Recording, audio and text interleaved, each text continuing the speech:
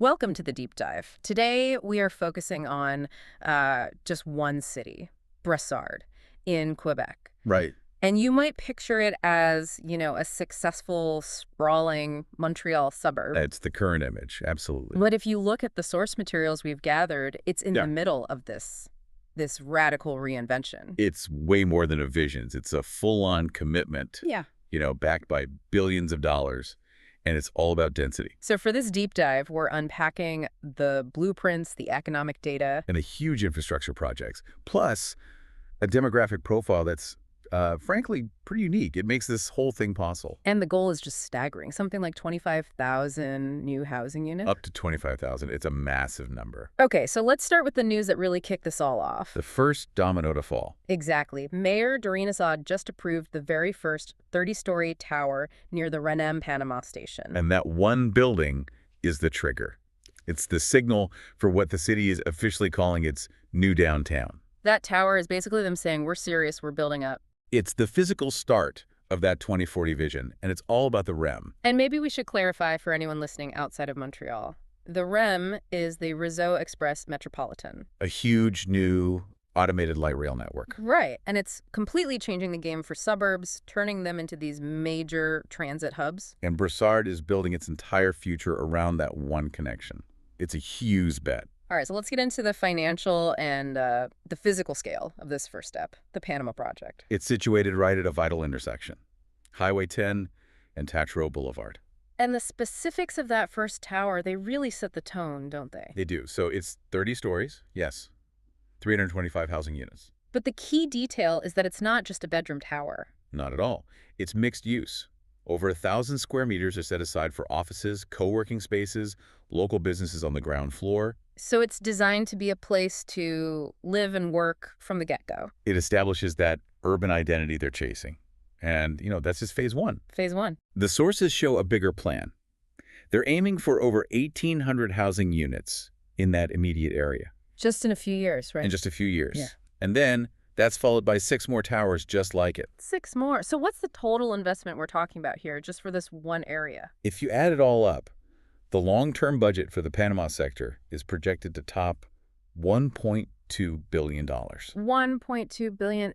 That's a huge vote of confidence from private investors. It is. And you have to look at what's there now, what they're replacing. Which is, Low-density, car-centric stuff. The REM stations there, of course, but also the Male Champlain Shopping Center, a big closed-down supermarket. and I'm guessing a lot of parking lots. Acres of surface parking lots. So the plan is literally to turn asphalt into a high-density urban neighborhood. Okay, but with a project this big, relying on that much private money, how strong is the city's own financial footing? That seems like a massive risk for the municipality. And this is where it gets interesting. Brossard's management has been really prudent. So they're not over-leveraged. Not at all. They had a big surplus in 2024, something like $14 million. But the really telling number is their debt ratio. Let's break that down, because that can sound a bit technical. It's pretty straightforward. Brossard's total net long-term debt is about $1.20 for every $100 of assessment. Okay, $1.20. How does that compare? The provincial average in Quebec is $1.78.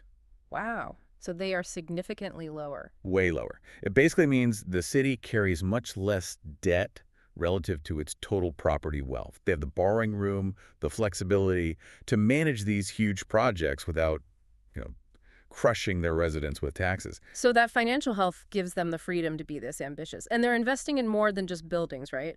I saw a mention of the Grand Parc Urbain. Yes, over $20 million going into green space. It's a balanced approach. You densify, but you also improve the public spaces. Exactly. If you want to attract high-skilled people, you need to offer a high quality of life. Which brings us to the main driver behind all this construction, the housing crisis. This plan for 25,000 units isn't just for show. It's a direct response to some really extreme market pressure in the whole Montreal region. Oh, absolutely. The sources are very clear. The new urban plan is designed to just flood the market with supply. And nearly half of those units, about 12,000, are going into this new downtown area alone. It's meant to be a pressure release valve for the entire South Shore. and private money is rushing in. You're seeing other huge projects, too, like Plan A near Dix 30. That's another $400 million for maybe 900 units. The market is just absorbing everything, and the speed is, well, it's dictated by how tight things are right now. So how tight are we talking? Give us the numbers from the sources. This is for Q3 2025, right? That's right. So the median price for a single-family home was sitting around $718,000. Okay, steep. And condos. Condos were about $422,500, but the really shocking number is how fast things sell. The market speed. Yeah, the average single-family home was on the market for only about 31 days. 31 days. I mean, that's no time at all for a buyer. It's a total seller's market. It's hyper-competitive. So this flood of new units is designed to temper that, to give people more options. But there's always a tension with this kind of development, right? You build a lot of new high-end condos near transit, and you risk gentrification. Is the city addressing affordability? That's the tightrope they have to walk. Oh, And they shit. do acknowledge it. Oh, so? They're looking at integrating social and affordable housing projects alongside these market rate towers. There's a specific project mentioned, the Unitane's Seniors Project. So specialized housing for older residents? Right. The challenge is making sure the city stays inclusive as it, densifies and gets more expensive. Which is a perfect segue. Because if Brossard is making this billion-dollar bet on becoming a job hub, it needs the talent. It needs the people to fill those offices. And this is where Brossard's story gets really unique. The community itself. It's the city's greatest asset. Oh, yeah. I mean, it's the whole reason this strategy makes sense. The city is already growing fast. Right. The population hit about 91,500 in 2021, and the growth rate was 6.8%. Which is much higher than the provincial average of 4.1%. But it's not just the growth, it's the makeup of that population. That's the economic engine. Absolutely. The level of diversity is exceptional. The sources say 42% of the population are immigrants. 42%, that's almost half. It's huge. And then you look at language. 32% of residents mainly speak a third language at home. Not French, not English, but something else. And what that means for business is you have this incredibly skilled, multilingual labor pool already on the ground. Exactly. An international company that needs people who can work with markets in Asia or Europe, they don't have to look far. That talent is living right there, probably a short walk from a REM station. So it completely validates the whole strategy of shifting from a commuter town to a real metropolis. And there's more. This population is also very highly educated and affluent. 41% have a university degree or higher. Okay. And income levels. The average household income back in 2021 was about $104,900. So you have this concentration of highly qualified people who need and, frankly, demand high-skilled jobs close to home. It's a perfect feedback loop. The talented population attracts the transit and services, which then attracts the head offices that need the talent. It just keeps building on itself. And it lets them leverage their existing hubs, like Dix 30, to become anchors for this bigger economic base. They're maximizing the return on their human capital. So let's move into our final section, the vision for tomorrow. Because it can't just be about concrete and steel. The plan talks about creating dynamic, green, and inclusive environments. And a big part of that is undoing the old car-centric model. The entire thing is built around transit-oriented development. Meaning everything is designed to get people onto the RAM and out of their cars. Right.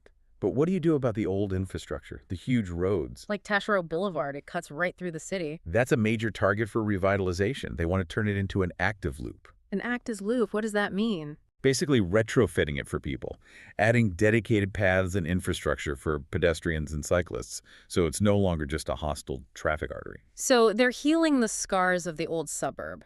But what about the new developments? Are they being held to higher environmental standards? Oh, for sure. The requirements are strict. New residential buildings have to get Novo Climate certification. And for the listener, Nova Climate basically means... It's a guarantee of high energy efficiency, better insulation, better air quality. Yeah. So lower heating costs and a healthier place to live. So it's sustainable from the ground up. Right. And they're also mandating things like reduced water consumption and planning for EVs, electric vehicles. All new units have to be wired for EV charging stations. That's real future-proofing. It is. They're trying not to build yesterday's problems into tomorrow's city. And let's circle back to that strong financial position. How are those surpluses being used for residents right now? They allow for immediate investments in public services, like the new multi-generational center, which cost over $27 million. So it's a community hub. It's a social anchor. So the new wealth is being reinvested back into the community, not just into more development. Ultimately, this is all about identity. By 2040, they want a real downtown, a heart for the city. A place where culture and commerce and community all come together. And you can already see a small-scale version of this working. Solar Unicartier. Exactly. It's built right next to a REM station, and it seamlessly mixes residential towers with offices, shops, hotels. It's the proof of concept. Okay, so let's tie this all together. Brossard is making this massive strategic gamble. A huge one. It's using the new REM line and its own unique financial and demographic strengths to completely transform itself by 2040. It's more than just real estate growth. It's a total urban reinvention, using transit and human capital as the catalysts. They're fundamentally changing what a suburb can be. So a final thought for you to consider. If Brossard pulls this off, if they create this sustainable, dense, job-rich city for their residents, ask yourself this. How might Brossard's model, using high diversity and major transit, to leap from a commuter town to an integrated metropolis start to influence other suburbs around the world? What happens when the suburbs start to compete with the downtown core itself? That's the provocative question they're trying to answer. $1.2 billion project at a time.